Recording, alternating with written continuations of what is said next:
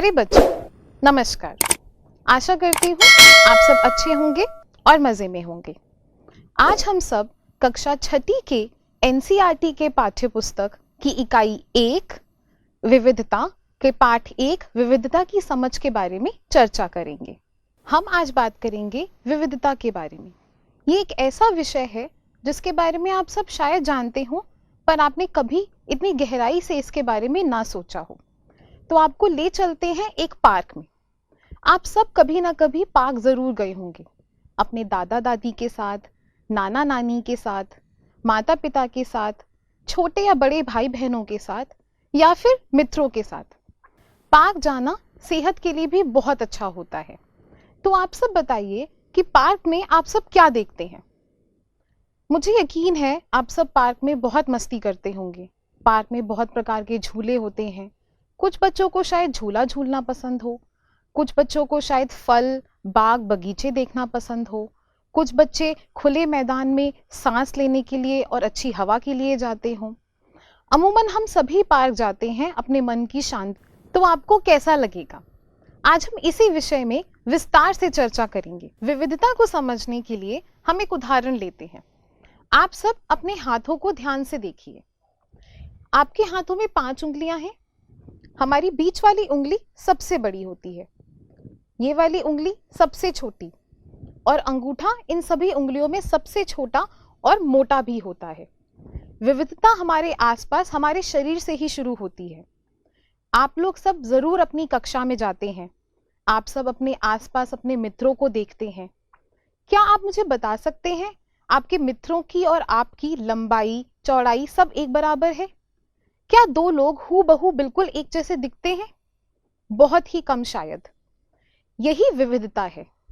इसी विविधता को हम आज बहुत ही ध्यान से और बारीकी से समझेंगे। विविधता की समझ, अंडरस्टैंडिंग डाइवर्सिटी। विविधता क्या है? What is diversity?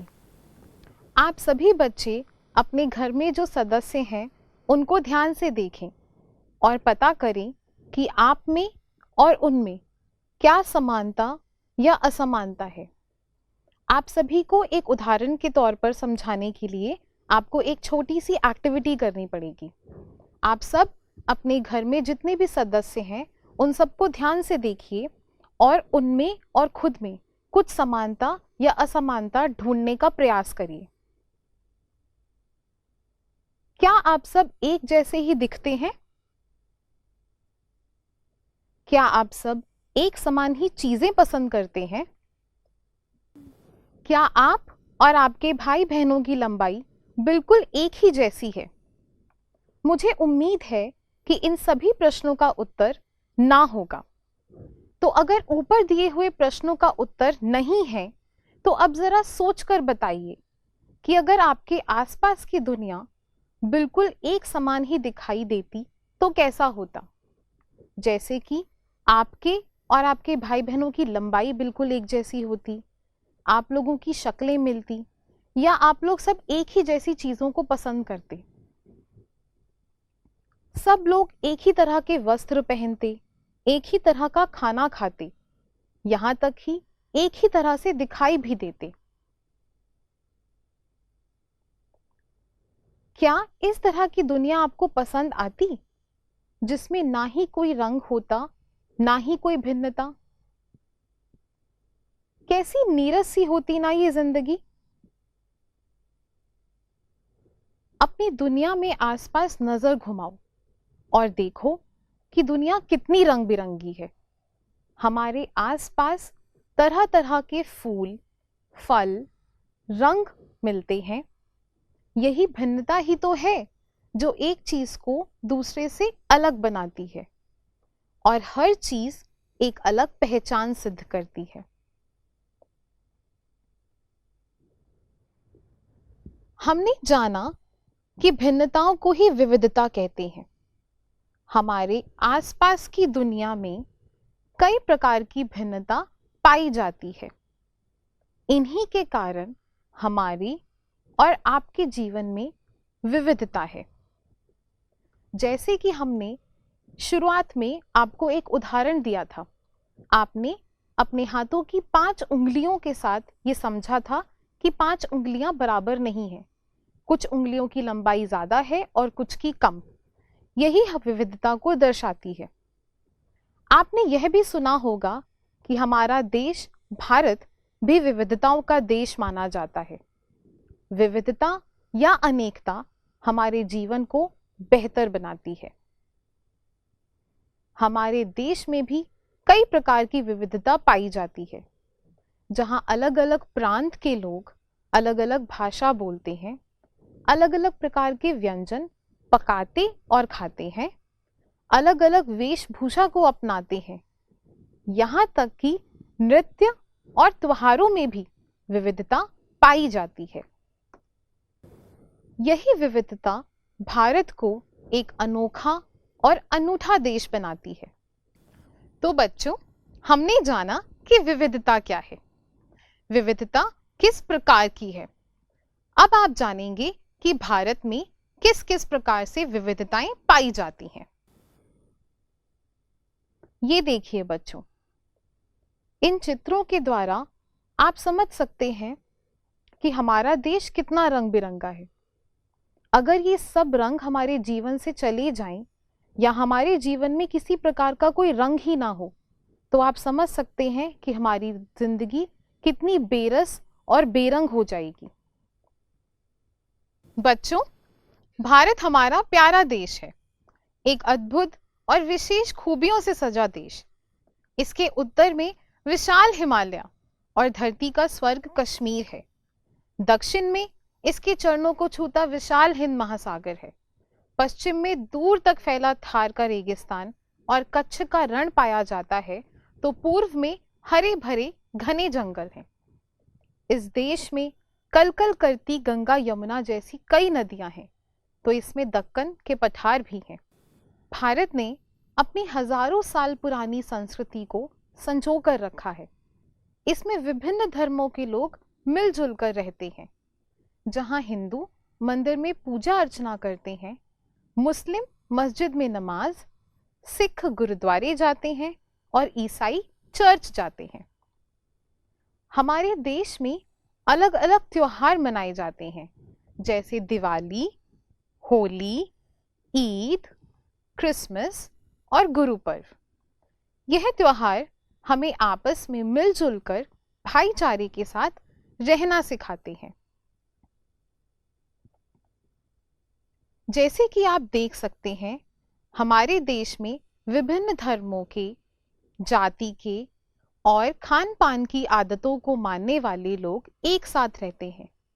यही विविधता हमारे देश को दूसरों से भिन्न, अलग और अद्भुत बनाती है।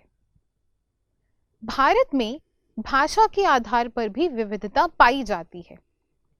अलग अलग प्रांत के लोग अलग अलग बोली व भाषा बोलते हैं, जैसे हिंदी, मराठी, तमिल, कन्नड़, उड़िया, बंगाली, असमी, उर्दू, पंजाबी आदि। आप सब भी अपने घरों में अलग अलग भाषाओं में बातचीत या वार्तालाप करते होंगे। जैसे कि कुछ लोगों के घर में हिंदी बोली जाती है, कुछ लोगों के घर में भोजपुरी, कुछ लोगों के घरों में पंजाबी और कुछ लोगों के घर में उर्दू भाषा की बोलचाल का भी प्रावधान होगा। हमारे देश में प्रत्येक प्रांत के खाने का भी जवाब नहीं। नाम सुनते ही मुंह में पानी आ जाता है। जैसे पंजाब अपने मक्के की रोटी और सरसों के साग, राजस्थान दाल बाटी चूरमा, गुजरात अपने ढोकले के लिए और दक्षिण राज्य इडली सांभर, रसम, डोसा और वड़ा के लिए बेहद प्रसिद्ध है। हमारा देश विभिन्न भौगोलिक विशेषताओं वाला देश है। कहीं बर्फ से ढकी चोटियां, कहीं कलकल करती गंगा यमुना जैसी नदियां, कहीं विशाल मैदान, कहीं गर्म और ठंडे मरुस्थल, कहीं पठार और कहीं हरे भरे वनों से सजे प्रदेश। इतना अलग होते हुए भी हम एक हैं। हमारा एक रुपया, एक राष्ट्रगान, एक ध्वज, एक ही संविधान और एक जनता का चुना हुआ प्रधान। जैसे कि आप यहाँ देख सकते हैं, अलग अलग वेशभूषा, अलग अलग जाति, अलग अलग धर्मों और अलग अलग संप्रदायों के लोग भी एक साथ इस देश में बहुत प्रेम पूर्वक रहते हैं। वैसे तो भारत में विविधता के कई आधार पाए जा सकते हैं, पर हम धर्म, त्योहार, खान पान, नृत्य और भाषा के आधार पर विविधता को समझेंगे। तो हमने जाना भारत में विविधता किस प्रकार की है। आगे हम विविधता के आधारों के बारे में और जानकारी प्राप्त करेंगे। तो चलिए इसी कड़ी में शुरुआत करते हैं व्यंजनों से। खान पान। हम जानेंगे आगे कि भारत में खान पान के आधार पर किस किस प्रकार से विविधता पाई गई है। देखिए बच्चों, सबसे पहले हम भारत के व्यंजनों के बारे में बात करते हैं। ये सारे चित्र देखकर आपके मुंह में पानी जरूर आएगा। क्या आप सब इन चित्रों को देखकर बता सकते हैं कि ये कहां-कहां के चित्र हैं या कौन से प्रांत के खाने को दर्शाते हैं? व्यंजनों में विविधता, डाइवर्सिटी इन फूड। बच्चों, क्या आप अपने पसंदीदा खाने का नाम बता सकते हैं? सोचो सोचो, आपको खाने में सबसे ज्यादा क्या पसंद है? छोले भटूरे या इडली सांभर? अच्छा, दाल बाटी चूरमा कैसा रहेगा? या फिर दाल पकवान? हमारे देश की विविधता यहाँ के स्वादिष्ट व्यंजनों में भी देखी जा सकती है। अलग अलग प्रांतों के लोग अलग अलग प्रकार का खान पान रखते हैं। हर समुदाय के लोगों का खाना वहां की विविधता को दर्शाता है। आपके स्कूल का ही उदाहरण लेते हैं।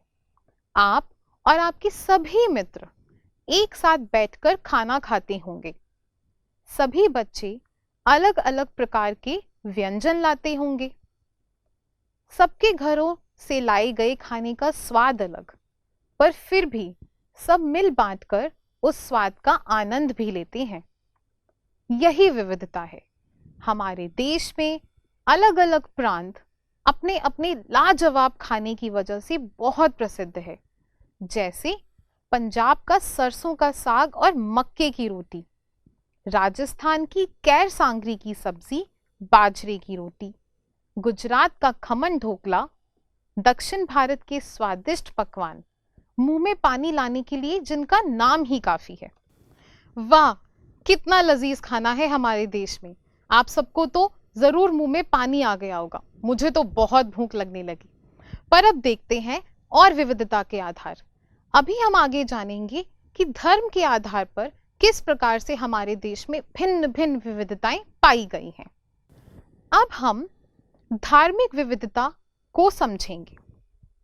इसके लिए हम आपको दो सहेलियों की कहानी सुनाना चाहते हैं, माला और सारा की कहानी। ध्यान से सुनिएगा, बहुत रोचक है।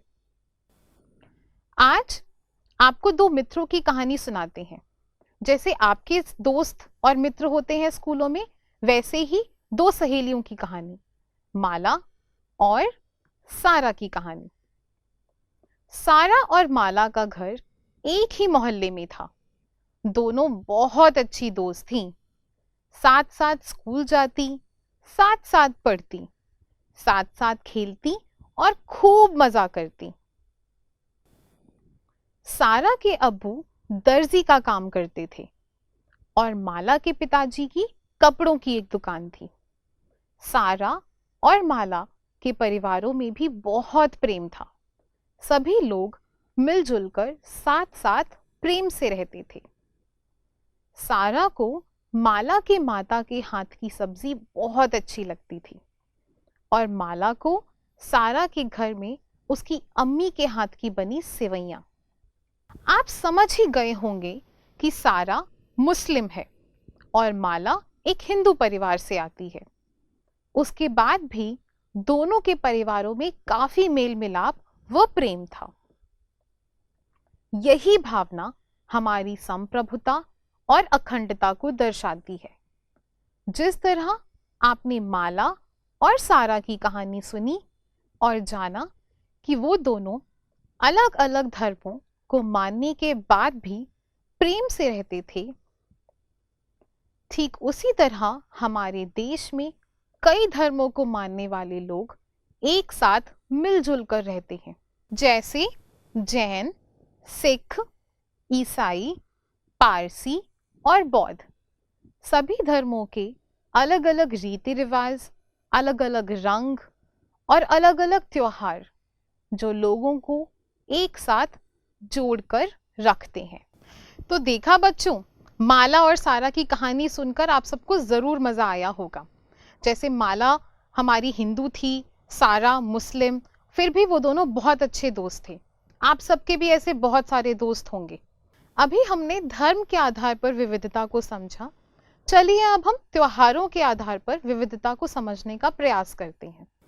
आगे हम त्योहारों में विविधता के बारे में समझेंगे।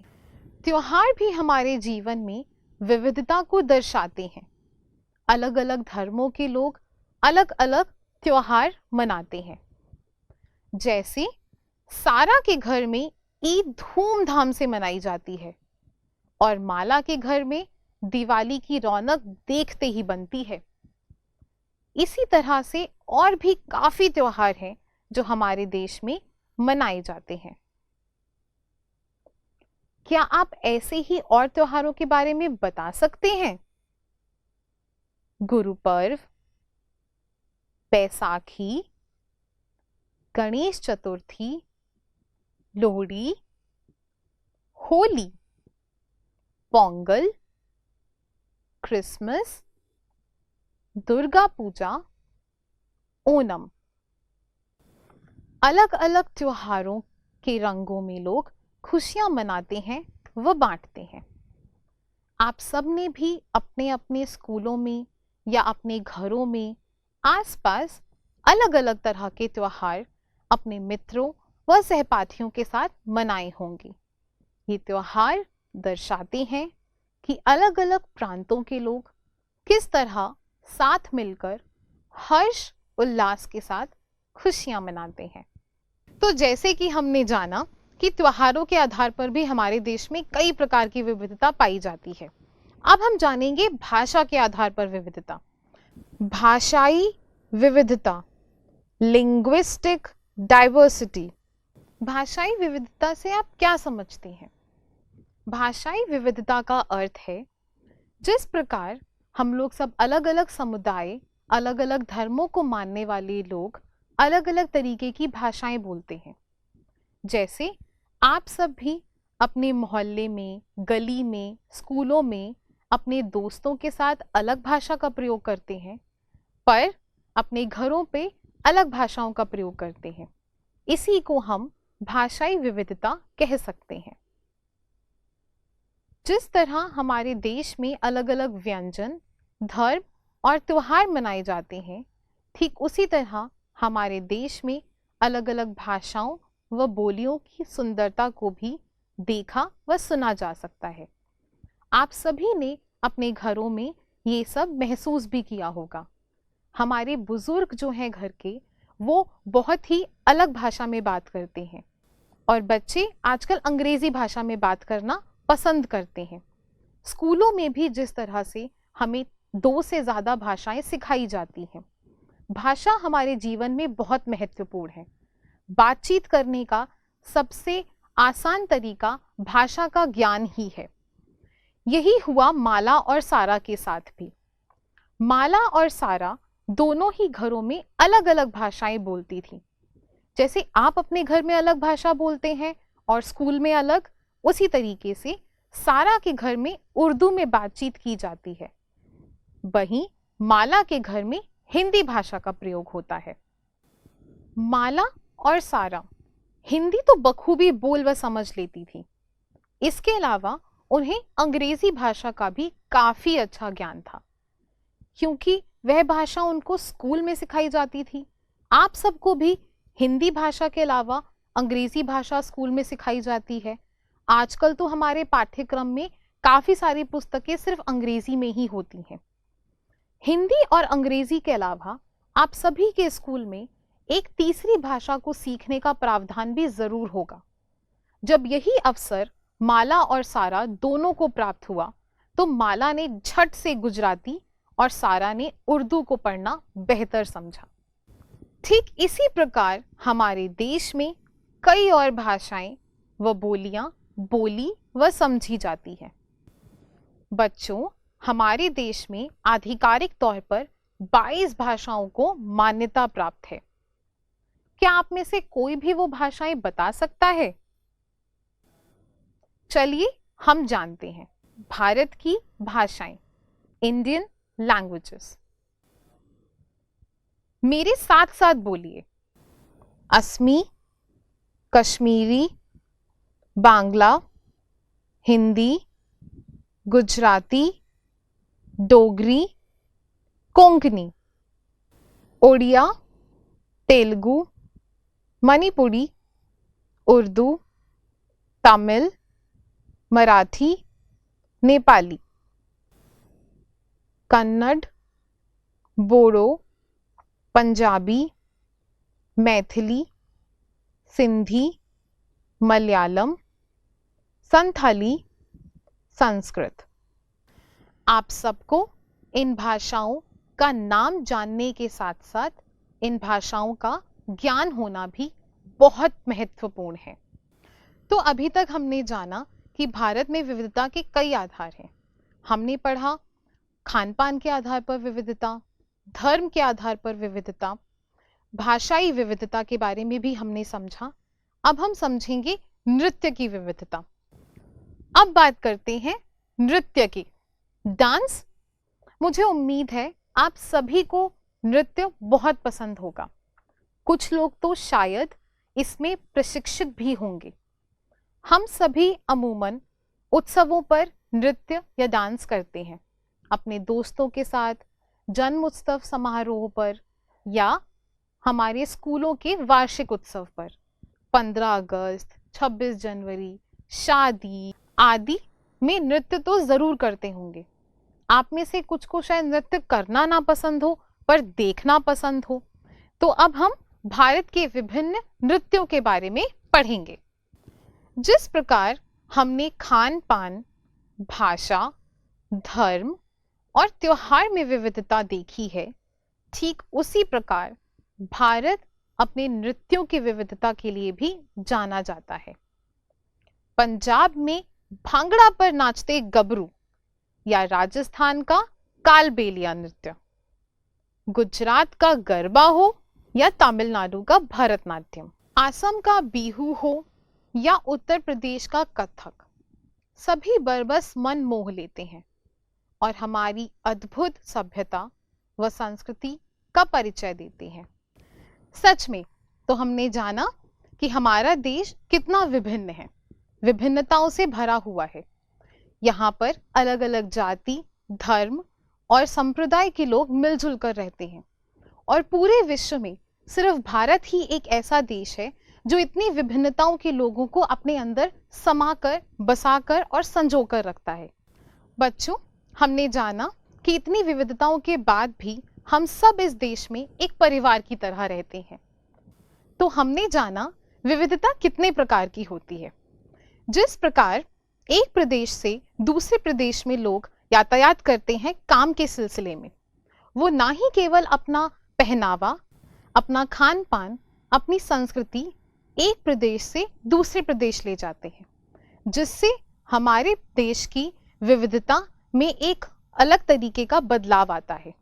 बच्चों, हमें हमारे देश की विविधता पर नाज होना चाहिए और हमें यह प्रण लेना चाहिए कि हम इसकी अखंडता और विविधता को आगे बढ़ाने में भरपूर प्रयास करेंगे और भारत का गौरव बढ़ाएंगे और उसे एक विकसित देश बनाने में अपना योगदान देते रहेंगे।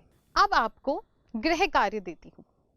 आपको अपने राज्य और अपने पड़ोसी राज्य के खान पान, नृत्य, पहनावे के विविधता के आधार पर कुछ जानकारी प्राप्त करनी है।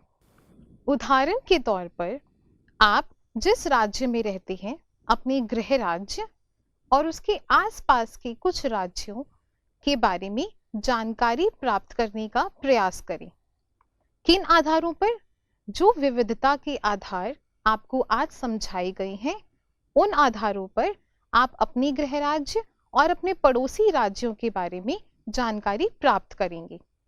इसके अलावा आप जानकारी जुटाने का प्रयास करेंगे कि हमारे देश का राष्ट्रगान क्या है और वह किसने लिखा। हमारे देश में कौन सी मुद्रा का उपयोग होता है। हमारे देश का राष्ट्रगीत क्या है और वह हमें किसने दिया। और हमारे देश में कितनी भाषाएं व बोलियां बोली जाती हैं। अंत में मैं आपको 4 पंक्तियां सुनाना चाहूंगी।